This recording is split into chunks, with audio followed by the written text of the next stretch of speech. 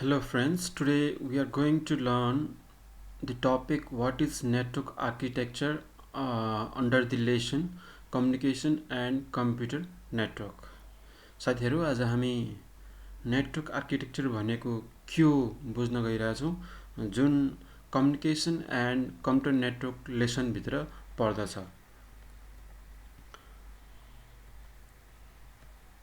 हामीले यहाँ हेर्न सक्छौँ वी क्यान सी हियर क्लाइन्टहरू छन् जस्तै पीसी भनेको क्लाइन्ट हो र यतापट्टि साइडमा सर्भर राखिएको छ।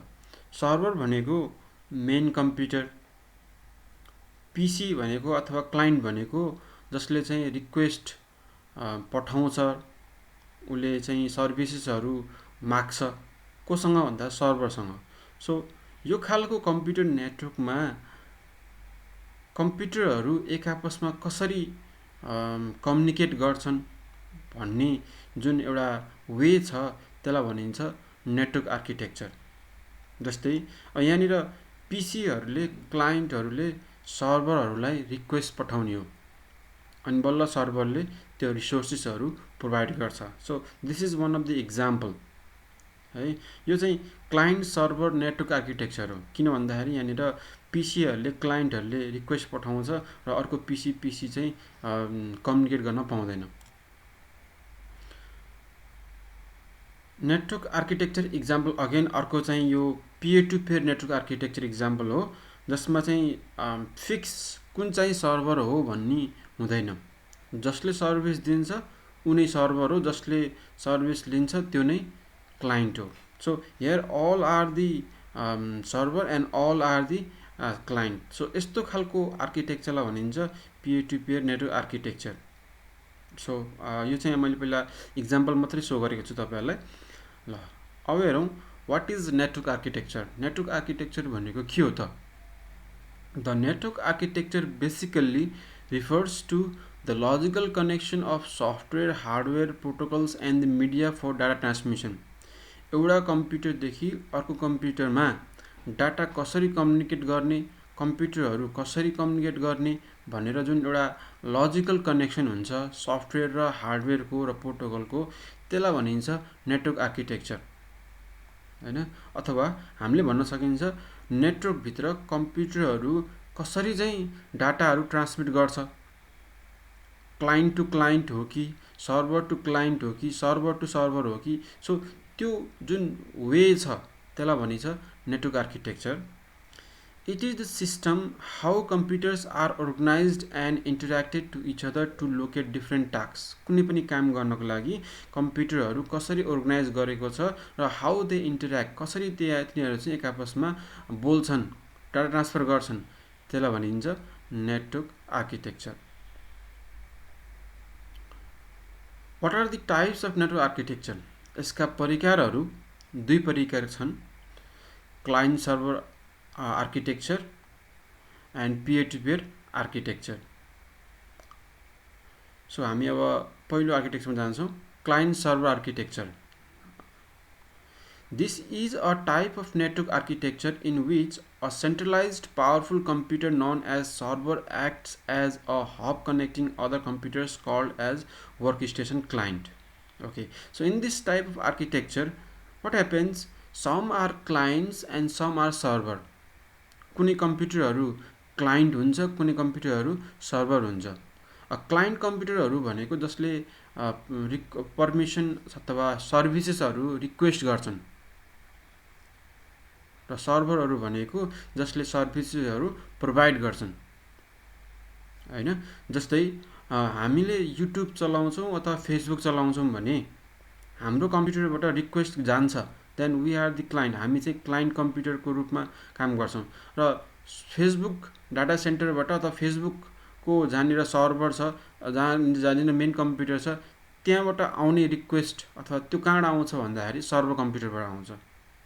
यतिखेर हाम्रो कुन वेमा काम गरिरहेछ, क्लाइन्ट सर्भरको रूपमा आर्किटेक्चरको रूपमा काम गरिरहेछ है। The server is the heart of the system of this system which manages and provides all the resources to any client that request for हो। यस्तो खालको आर्किटेक्चरमा सर्भर नै मेन कम्प्युटर हुन्छ, सर्भर नै हार्ट हुन्छ किन भन्दाखेरि सर्भरले नै सबै रिसोर्सेसहरू प्रोभाइड गर्ने हो, सर्भरले नै सबै क्लाइन्टहरूलाई कन्ट्रोल गर्ने हो।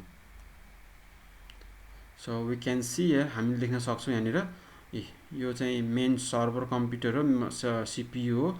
यसैले नै के गर्छ, जस्तै यो क्लाइन्टबाट रिक्वेस्ट आयो भने यसले रेस्पोन्स गर्छ।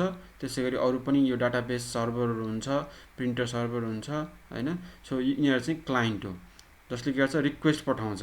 जस्तै अब यसलाई प्रिन्टरको आवश्यक पर्यो भने यसले रिक्वेस्टेड बाइ क्लाइन्ट भने यसले रिक्वेस्ट गर्छ, अनि यहाँबाट जुन यसको प्रिन्टर छ त्यो प्रिन्टर यसले युज गर्न दिन्छ। सो इन दिस वे यही मेन कम्प्युटर मेन सर्भरले नै यी क्लाइन्टहरूलाई रिक्वेस्ट प्रोभाइड गर्ने हो, कन्ट्रोल गर्ने हो।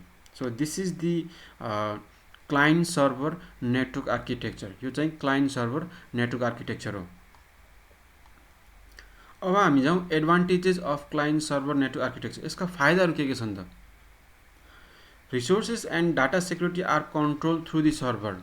यसमा क्लाइन्टहरूसँग सबै अधिकार नभएको कारणले, पर्मिसन नभएको कारणले देयर इज मोर सेक्युरिटी।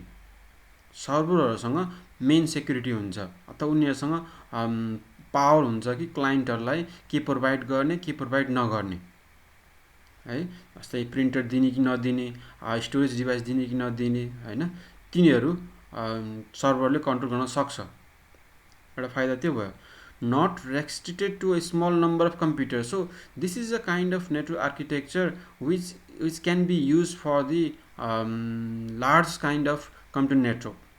जस्तै WAN वाइड एरिया नेटवर्क, इन्टरनेटहरूमा चाहिँ यही खालको मोडल युज हुन्छ, यही खालको आर्किटेक्चर युज हुन्छ।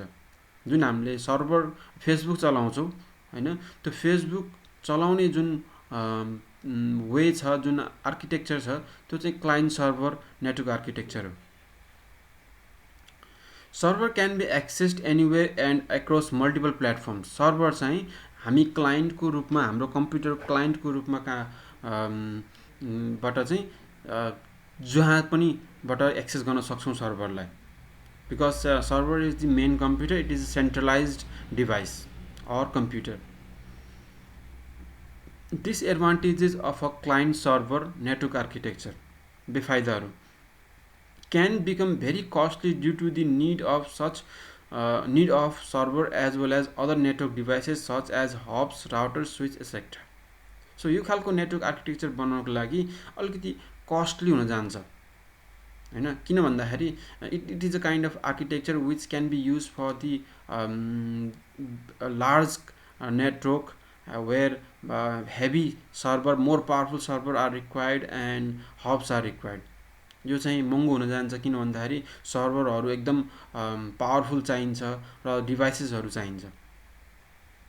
When the server goes down, the entire network will be affected. अर्को बेफाइदा के छ भन्दाखेरि the every work is centralized. सबै कुराहरू चाहिँ एउटै कम्प्युटरमा निर्भर हुन्छ, एउटै कम्प्युटरमा स्टोर गर्ने, एउटै कम्प्युटरको रिसोर्सहरू युज गर्ने कारणले यदि सर्भर मेन सर्भर नै डाउन भयो भने पुरै नेटवर्क डाउन हुन्छ, कुनै कसैले पनि केही युज गर्न पाउँदैन है। Okay, now peer to peer network architecture, जो चाहिँ अर्को टाइप्स हो नेटवर्क आर्किटेक्चरको। Peer-to-peer is such type of network architecture in which the tasks are allocated to every device on the network. यो खालको नेटवर्क आर्किटेक्चरमा कुनै फिक्स सर्भर भन्ने हुँदैन। जसले सर्भिसेस दिन्छ, जसले रिक्वेस्टहरू एक्सेप्ट गरेर रिसोर्सेसहरू दिन्छ भने त्यस्ता खालका कम्प्युटरहरूलाई सर्भर भनिन्छ। फेरि उसले पनि अरूसँग रिक्वेस्ट गर्छ भने त्यतिखेर ऊ चाहिँ क्लाइन्ट भयो र अर्को चाहिँ सर्भर भयो। So this kind of network architecture is known as peer to peer network architecture. There is no real hierarchy in this network and all the computers are considered equal and all have the same abilities to use the resources है। अघि भर्खर भने जस्तै यसमा चाहिँ fix hierarchy हुँदैन।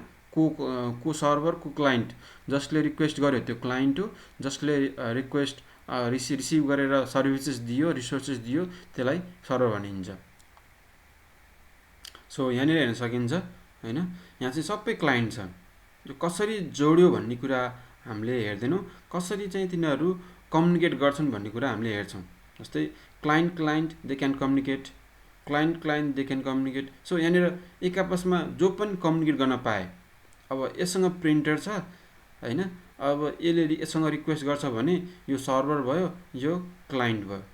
फेरि यससँग चाहिँ स्क्यानर छ, यसले चाहिँ रिक्वेस्ट यसलाई गर्छ, यसले चाहिँ यसलाई दिन्छ भनेपछि त्यो फेरि के हो, यो सर्भर भयो, यो क्लाइन्ट भयो। So here anyone can be server and anyone can be client. So यस्तो आर्किटेक्चरलाई भनिन्छ peer to peer network architecture. Advantages of peer to peer network architecture, फाइदाहरू। Inexpensive because it does not requires a dedicated server. हो, यसमा यही नै काम गर्नुपर्छ भनेर सर्भर किन्नु पर्दैन होइन, सबैको पर्सनल कम्प्युटरहरू छन् भने त्यसैले हामीले कनेक्सन गरेर काम गर्न मिल्छ। So does not require any dedicated server, यसको कस्ट पनि बढ्नेवाला छैन। If one computer stops working, the other computers connected to the network will continue working. So it doesn't affect other computer. यसमा डेडिकेटेड सर्भर नभएको कारणले कुनै एउटा computer बिग्रियो भने पनि अरू कम्प्युटर असर पार्ने छैन। They can communicate to each others. यसको त्यो फाइदा भयो। Installation and setup of peer to peer is quite simple and easy. यसको कनेक्सन चाहिँ सिम्पल हुन्छ है, किन भन्दाखेरि यो चाहिँ अब ठुल्ठुला नेटवर्कहरूको लागि युज गरिन्न, यो चाहिँ साना नेटवर्कहरूको लागि युज गरिन्छ। जस्तै घरको नेटवर्कहरूको लागि मात्रै अथवा चाहिँ स्मल नेटवर्कको लागि चाहिँ युज गर्न सकिन्छ। Disadvantages of peer to peer network architecture, बेफाइदाहरू। Security and data backups are to be done to each individual computer. यस, यसमा डेडिकेटेड सर्भर हुँदैन जसमा चाहिँ यसमा सबैसँग पर्मिसन हुन्छ कि एउटाले अर्कोको सर्भिसहरू लिन पाउने। all computers they have equal access, so there is problem of security, anyone can use anyone's resources and data. As the number of computer increases, the performance, security and access become a major issue. यसमा यदि number of user, number of client, number of computer बढ्यो भने problem आउन सक्छ, किनकि यो भनेको हाम्रो सानो नेटवर्कलाई मात्रै युज हुन्छ। Because data are moving all around the network, सबैले एकअर्काको नेटवर्कको डाटाहरू चाहिँ सेयर गर्दाखेरि यहाँनिर हाई ट्राफिक हुन्छ है, त्यसले गर्दाखेरि पर्फर्मेन्स पनि के हुन्छ, घट्छ र सेक्युरिटीको पनि इस्यु आउँछ।